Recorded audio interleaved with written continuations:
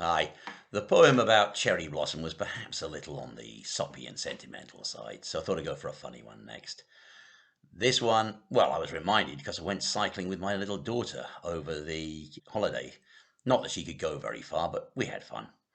This was a silly poem I remember from a book of children's verse when I was a lad about a guy who overestimated how good he was at riding a bicycle. I looked it up online. It's actually a famous Australian poem by a guy called Banjo Patterson. I noticed that it's so well known, it's actually inspired a children's illustrated book and a stamp from the Australian Post Office. So it's obviously a very well known poem down under.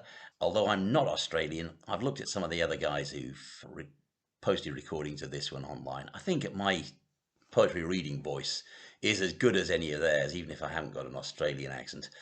So I'll give it a go. This is Mulga Bill's Bicycle by Banjo Patterson. 'Twas Mulga Bill from Eaglehawk that caught the cycling craze. He turned away the good old horse that served him many days.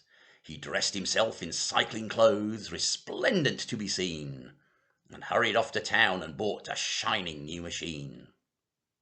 And as he wheeled it through the door with air of lordly pride, the grinning shop assistant said, "Excuse me, can you ride?"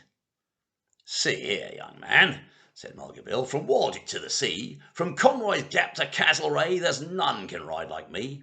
I'm good all round at everything, as everybody knows, although I'm not the one to talk. I hate a man that blows. But riding is my special gift, my chiefest sole delight. Just ask a wild duck can it swim, or a wildcat can it fight. There's nothing clothed in hair or hide, or built of flesh or steel. There's nothing walks or jumps or runs on axle, hoof or wheel, but what I'll sit while hide will hold and girth and straps are tight. I'll ride this here two-wheeled concern straight away at sight." 'Twas Mulga Bill from Eaglehawk that sought his own abode, that perched above the Dead Man's Creek beside the mountain road. He turned the cycle down the hill and mounted for the fray. But ere he'd gone a dozen yards, it bolted clean away. It left the track and through the trees just like a silver streak. It whistled down the awful slope towards the Dead Man's Creek. It shaved a stump by half an inch. It dodged a big white box. The very wallaroos in fright went scrambling up the rocks. The wombats hiding in their caves dug deeper underground, as Mulga Bill, as white as chalk, sat tight to every bound. It struck a stone and gave a spring that cleared a fallen tree. It raced beside a precipice as close could be.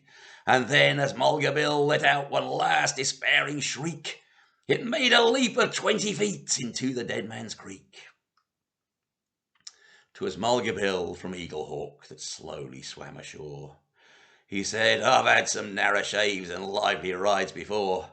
I've rode a wild bull round a yard to win a £5 bet.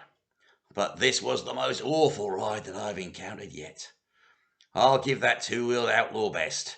It's shaken all my nerve. To feel it whistle through the air and plunge and buck and swerve.